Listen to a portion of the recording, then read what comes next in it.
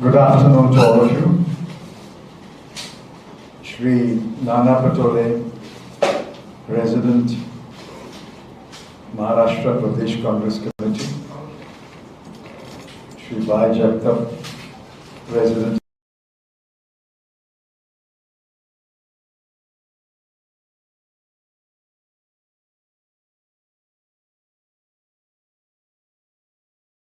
of the Mumbai Regional Congress Committee. Shri Ashok Chavan, Minister.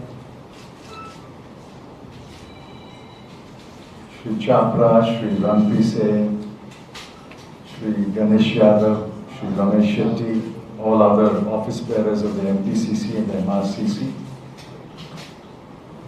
friends of the media. I know it's been a heavy downpour in Mumbai, yet I'm very glad that so many of you have turned up for this press conference. My colleagues in the AICC are fanning out throughout the country, addressing such press conferences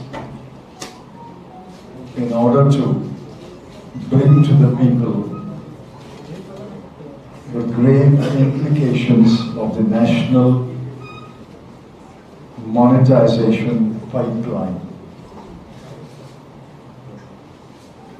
We've heard of a gas pipeline, we've heard of a petroleum pipeline, and the Prime Minister, Mr. Modi, in 3 successive independent days, announced a national infrastructure pipeline, and today we have a national monetization pipeline. In one sense, I am grateful to the Prime Minister and the Finance Minister. They taunted us by saying, for 70 years, nothing was done in this country. Trying to blame the Congress government, but unwittingly they also blamed the Morarji Desai government, they blamed the Vajpayee government also. But the target was the Congress party. For 70 years you did nothing. I'm happy that what we did in 70 years has been acknowledged and published by the Modi government. I won't read the whole list.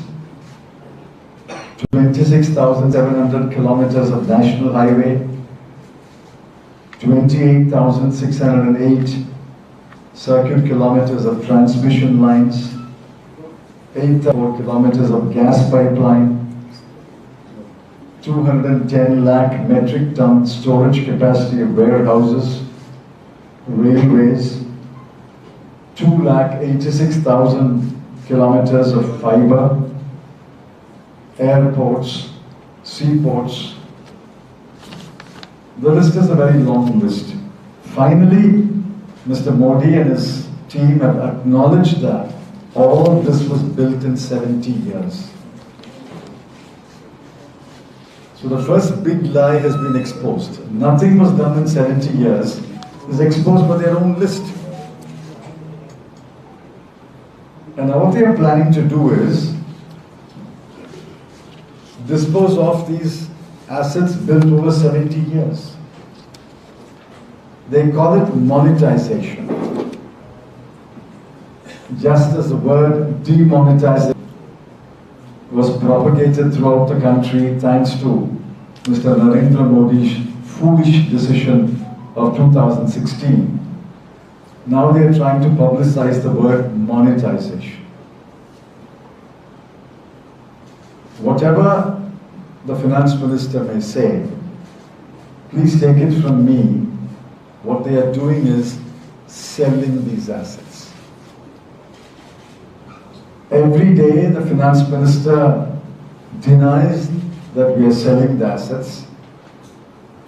She says we are the owner, we will be the owner, and after 30, 40, 50 years, this asset will come back to us. Fine. I'm sure the finance minister owns a house somewhere in India. I'll be very happy if she gives it to me at least for 99 years. She can hang on to a piece of paper saying she's the owner. But I will live in that house for 99 years. At the end of 99 years, what will I give back to her? Suppose I don't maintain the house, I don't paint the house, I don't repair the house. At the end of 99 years, what will she get back? That is what's going to happen to these assets.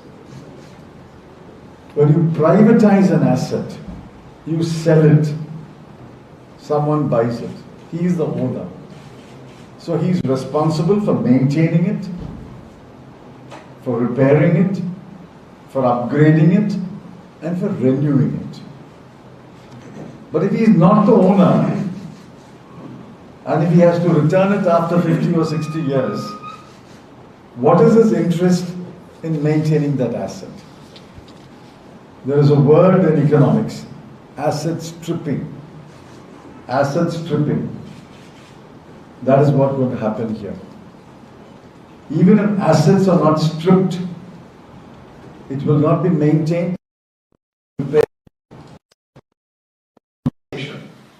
There will be price fixation. Prices will rise. All that has been built in 70 years, they are trying to palm it off to a few houses in 4 months. The people must be aware of this danger, and the people must raise their voice against this danger.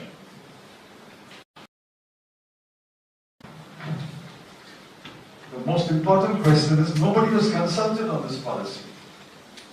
They did not float a consultation paper. They did not invite the trade unions for a discussion. They did not invite political parties for a discussion. This was not announced in Parliament. There is no debate in Parliament. And take it from me, there will never be a debate in Parliament. They will not allow a debate in Parliament. Just as they did not allow a debate in Parliament on the farm laws, on Pegasus, they will not allow a debate in Parliament. Some excuse or other, shut out a debate in Parliament. The government doesn't answer questions. The Prime Minister never addresses a press conference. He loves you so much that he doesn't want to meet you. For 7 years he has not met you. He must be the only chief executive in the whole world who has never met the press in 7 years, and he will not meet you for the remaining 3 years either. The finance minister doesn't answer questions. She makes unilateral statements. I have raised 20 questions. I'm raising the questions before you, and I want you to raise these questions and demand answers. These questions are vital questions. There are no objectives, there are no criteria. What is the value of the asset that will come back to you after 40, 50 years? I have suggested that the depreciation must go into a depreciation reserve account. And the money should be used only to maintain and upgrade an improved asset.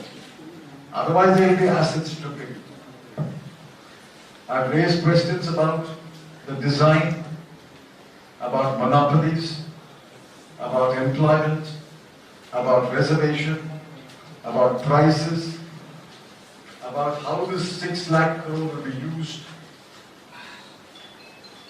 Vital questions. I've raised 20 questions. I'm not reading it out to you. I think the copy has been circulated to you. Please have the copy, please read it, and please take it as part of my press conference. I think I should now allow so that you can have some time to ask questions. And Congress party is always ready and willing to answer questions raised by the media. Questions now. Is it profit to make the government in Maharashtra for Congress? What? Is it profit for Congress to make government in Maharashtra? No, we're talking about national monetization. What profit? please ask questions on the subject. I think Yogesh, Yogesh, please go ahead.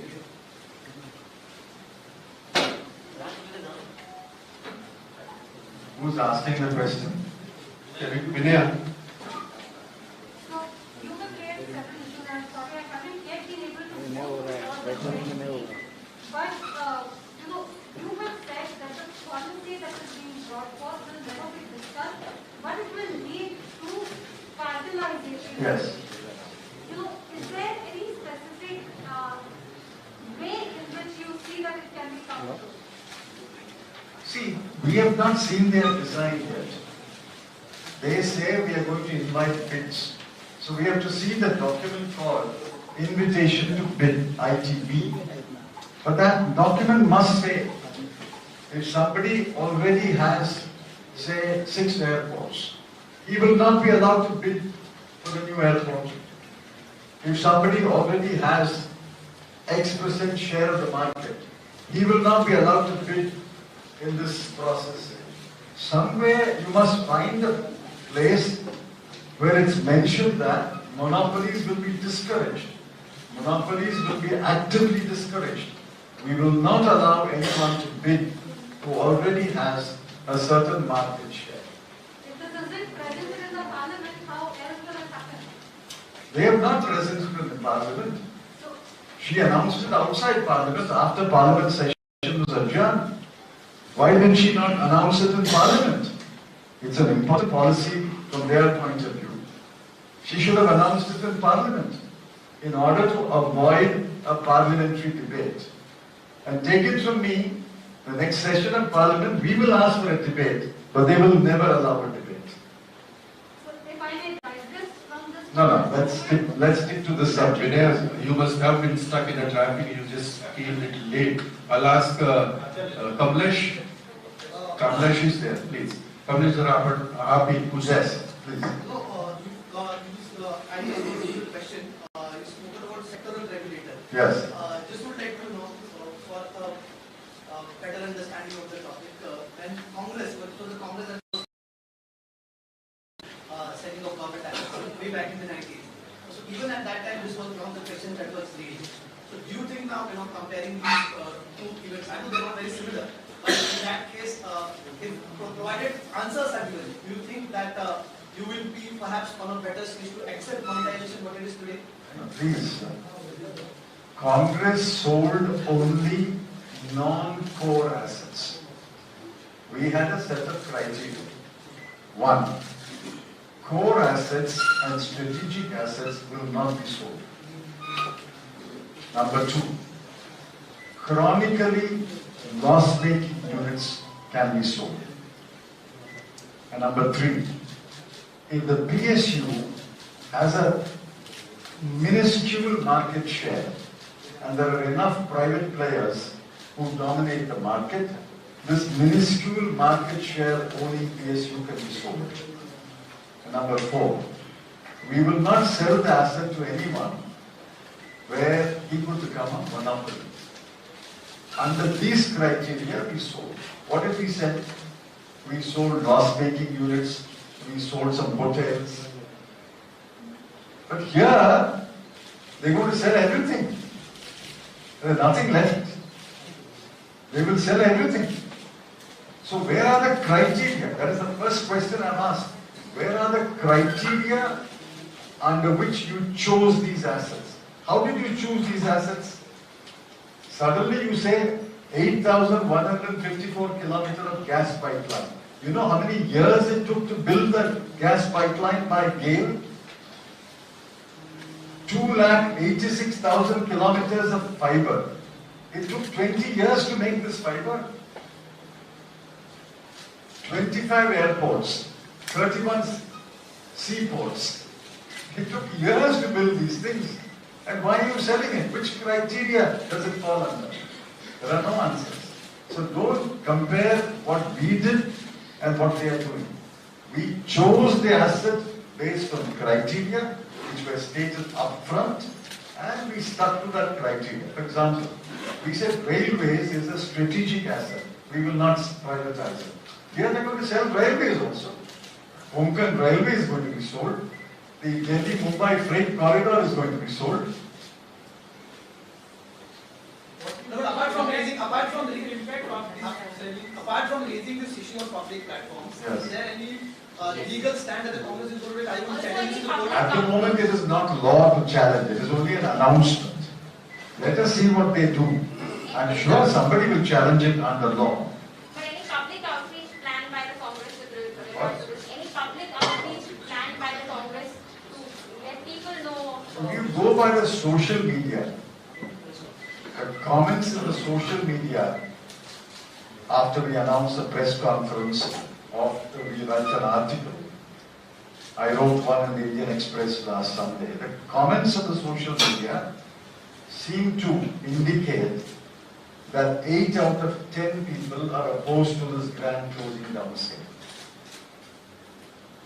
8 out of 10 on an average seem to be against this.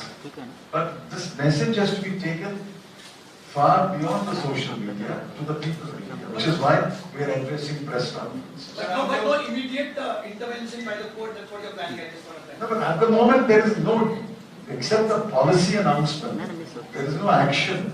Only when they first publish the first ITP, the invitation to bid, that becomes a legal document.